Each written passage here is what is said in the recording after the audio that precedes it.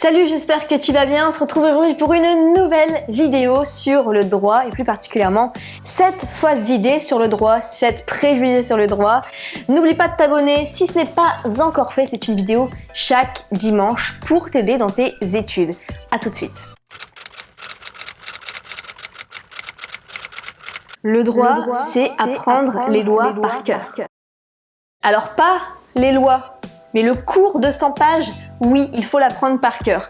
Sachant que tu as à peu près 8 matières, avec chaque matière 100 pages, ça te fait 800 pages à apprendre par semestre par cœur, parce que si tu tombes sur la partie qui fait ça, et que tu ne la sais pas, aïe, aïe, aïe. Parce que les lois, tu ne peux pas les apprendre par cœur, t'en as beaucoup trop, et puis de toute façon, tu as souvent droit au code juridique pendant tes examens.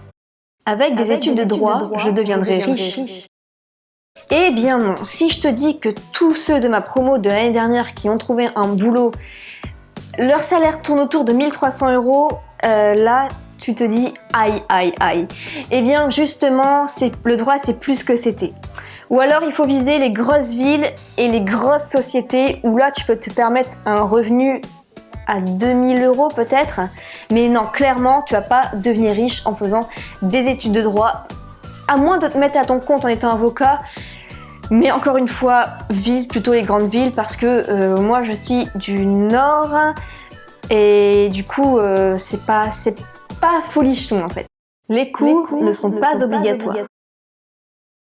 Alors attention à ça. Tu as les cours qui ne sont pas forcément obligatoires, mais les TD, eux, sont obligatoires. Les TD, c'est en petits groupes, ok? Mais les cours, si tu n'y vas pas, eh bien, vaut mieux quand même y aller parce que d'une, parfois le prof peut faire signer quand même les élèves qui sont présents. Parfois, le prof va vérifier bien, il est physionomiste, il va vérifier qui est venu ou pas en cours.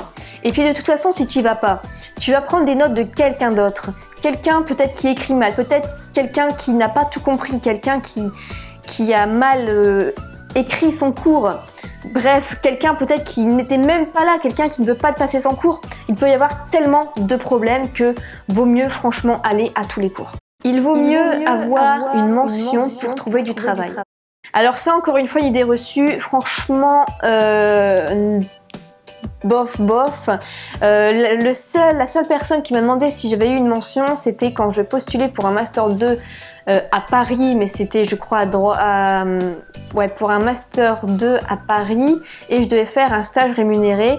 Et le type en question, c'était un avocat en droit du travail qui avait son cabinet à Champs-Élysées en fait, et il était prof à Assas. Donc forcément, oui, ça c'est important pour lui.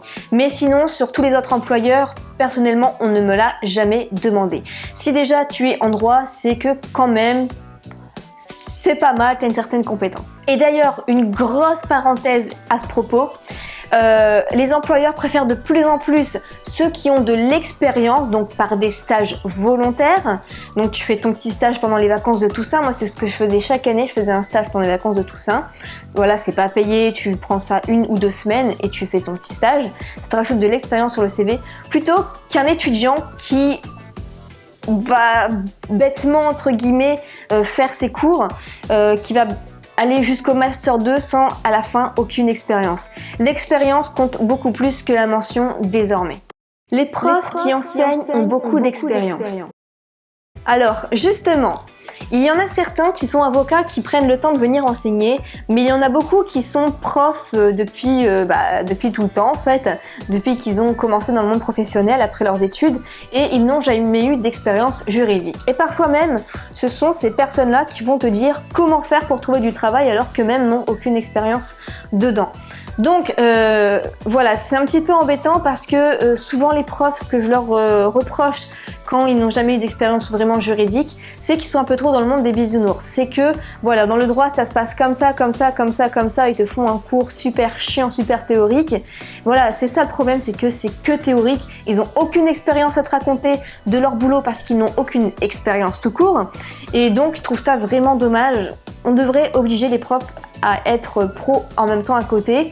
De toute façon, les cours, ça va être quoi? Ça va être 1 à 3 heures par semaine. Voilà, je pense qu'ils peuvent les trouver. En plus, c'est super bien payé.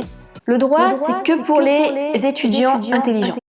Eh bien, c'est faux. La preuve, enfin je vais pas dire que je suis bête, mais j'ai eu mon bac au rattrapage avec 10,00 comme vous le savez tous, et c'est pas pour autant que je n'ai pas réussi.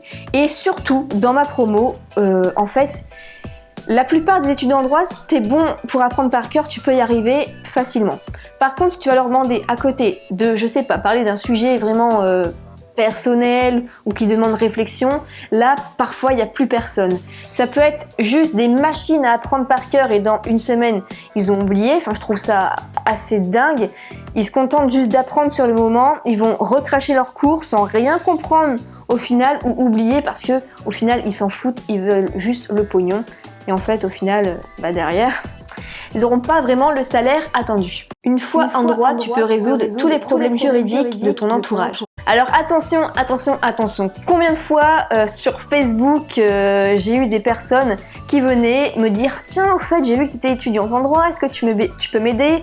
Il m'est arrivé ça avec ma voiture, il m'est arrivé ça avec mon voisin, il m'est arrivé ça avec mon chat, il m'est arrivé ça avec mon pantalon, n'importe quoi. » Bref, c'est pas parce que hop, tu rentres en droit, ça fait une semaine que tu es en droit, que tu connais tout, que tu peux tout aider. Il y a autant de lois qu'il y a, je sais pas, d'objets sur Terre, quoi. Faut voir la taille des codes civils pour chaque matière. Tu peux pas... voilà. En plus de chaque loi, il y a toute une jurisprudence, donc ça dépend vraiment le cas par cas, faut faire énormément de recherches.